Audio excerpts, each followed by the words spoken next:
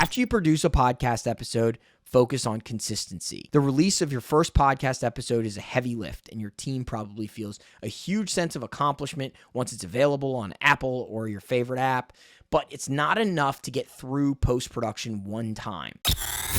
Introducing Recorded Content, a podcast for small, scrappy B2B marketing teams who want to get the most out of podcasting. In each episode, we capture stories from industry experts and podcasters. Listen in and uncover what it takes to launch, run, and grow a successful B2B podcast. Check out and subscribe to the show on Spotify, Apple, or wherever you listen to your favorite shows. Let's jump in.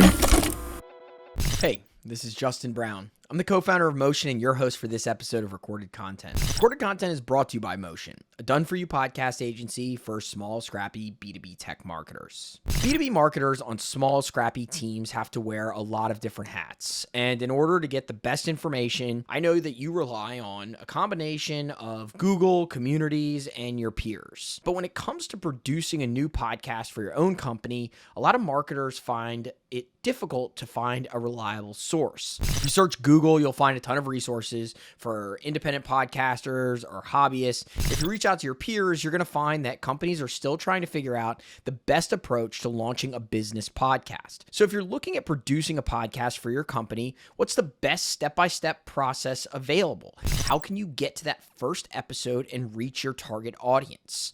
In this episode, we'll lay out the process needed to produce a podcast and launch your first episode out into the world. The process we outline is based on the route that we've taken with nearly 50 other podcasts for tech companies. So here's what we're going to cover. Number one, plan your podcast.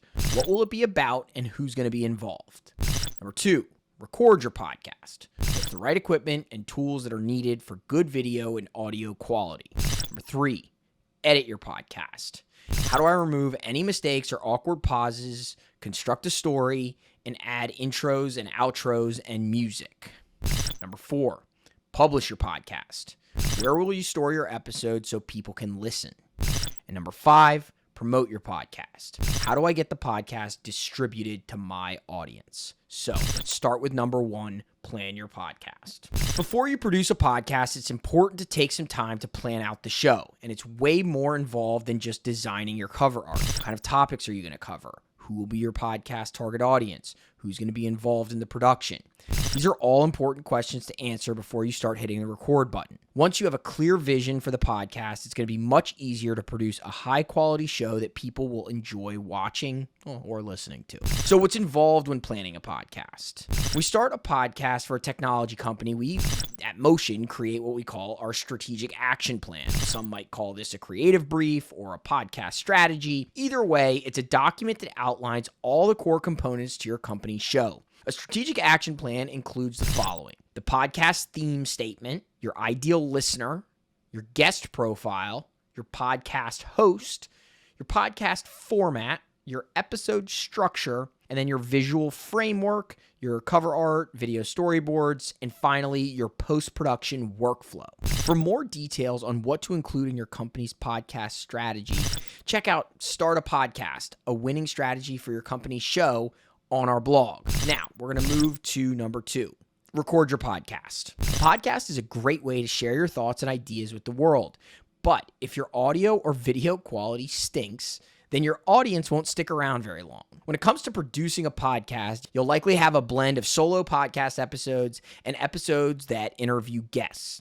For interviews, you might not be in the same room as your guest for the actual recording, so you're actually going to rely on remote podcast recording to get the job done. If you're producing a podcast for the first time, you can get started with your iPhone and AirPods. That's probably not the approach that I'd recommend for your company's show. With a budget of as little as $250 to $500, you can get the recording equipment you need to produce a podcast with good sound quality. Here's a breakdown of 2 tiers of equipment that you can use to get your show off the ground. So tier 1 is the podcast production package of a microphone, your Shure MV7. That's actually what I'm on right now, which is a great USB microphone option. For headphones, you can get the Sennheiser Pro HD 280. For your video camera, you can get the Camo app, which turns your iPhone into a webcam.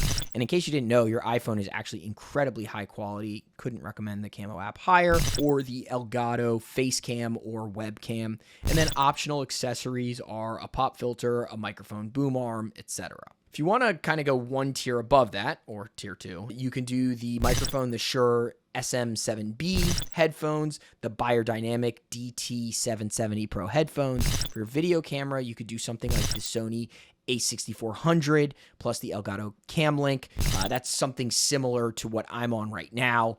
For your audio interface, you could use the Rodecaster Pro, and then optional accessories again are your pop filter, microphone boom arm, cloud lifter. Once you have all the necessary equipment, it's going to be time to record. So, should you just use Zoom? I mean, you can, but I don't recommend Zoom for remote interviews. Instead, I'd recommend using recording software designed specifically for podcasting. The top 3 on the market are Riverside, Squadcast, and Zencaster. 3 primary reasons for using a remote podcast recording platform are 1, better sound quality, 2, separate tracks for audio and video, and 3, cloud backups for video and audio files. We've used all the tools at Motion, but the majority of our customers are actually on Squadcast, and that's typically what we use and what I'm recording on right now. Here are a few tips to help you get the most out of your podcast recording platform before you hit the record button. Number 1, choose a quiet recording environment. This is going to help you reduce background noise and make it easier for your podcast audience to hear you. The second thing, set up your equipment. Make sure your microphone is positioned properly and your headphones are comfortable, and ensure you've selected the proper mic and headphone set in the podcast recording platform. A huge thing here, no matter how many times you've done it, just run a test.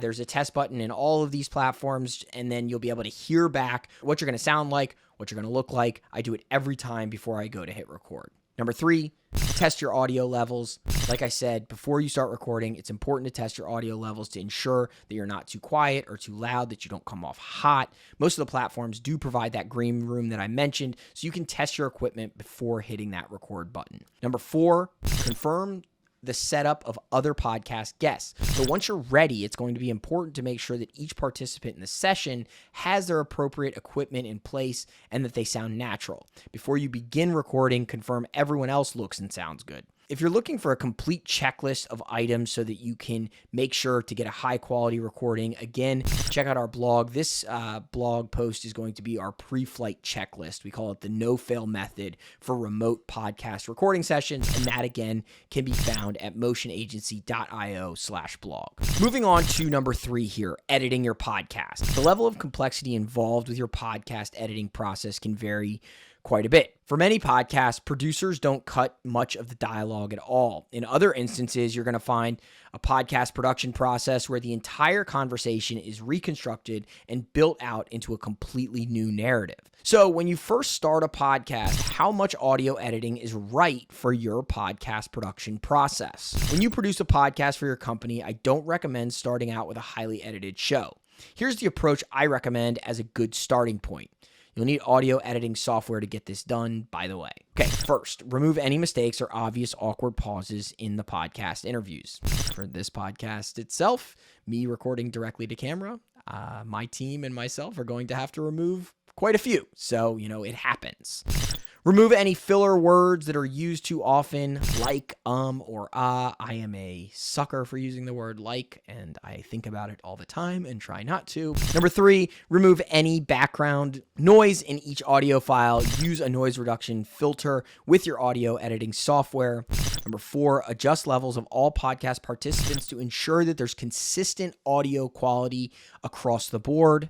Number 5, add in that pre-recorded intro, which includes voiceover and intro music and the outro to bookend the conversation. Once you get a few episodes in place and have established some consistency, you can start to experiment with your podcast episode structure. You can also modify the episode format of your show as well. Contrary to a lot of podcasting advice you see on the internet, you don't have to use the same podcast format each week.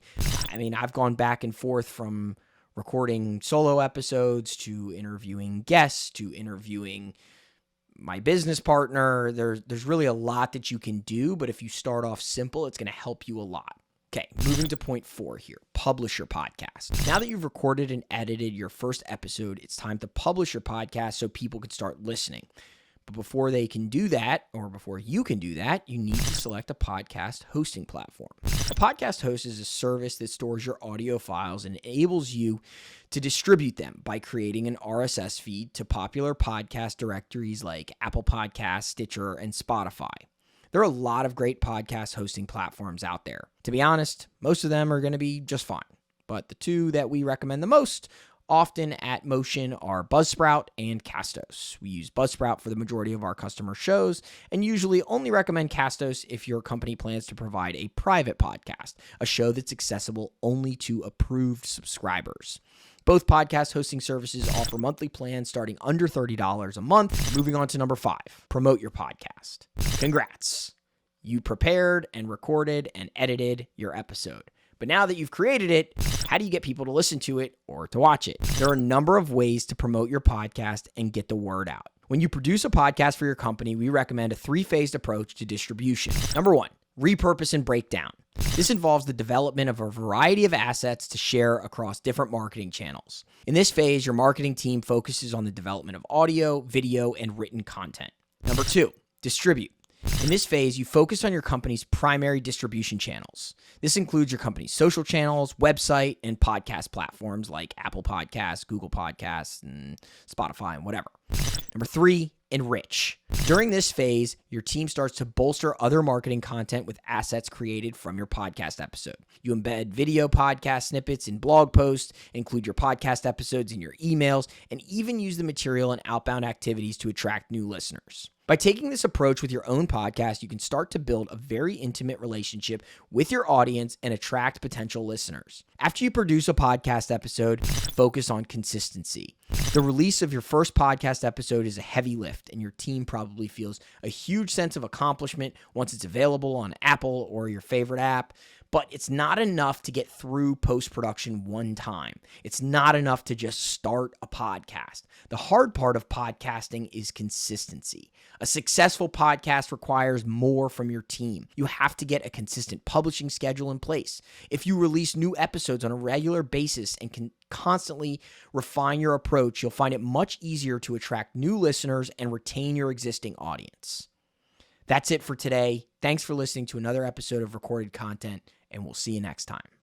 Thanks for listening to Recorded Content, a show brought to you by Motion, a done-for-you podcasting agency for B2B tech marketers. We do the podcast stuff so you can focus on strategy, building brand awareness, and developing new relationships. To learn more about how you can launch and grow a podcast for your company, check out motionagency.io.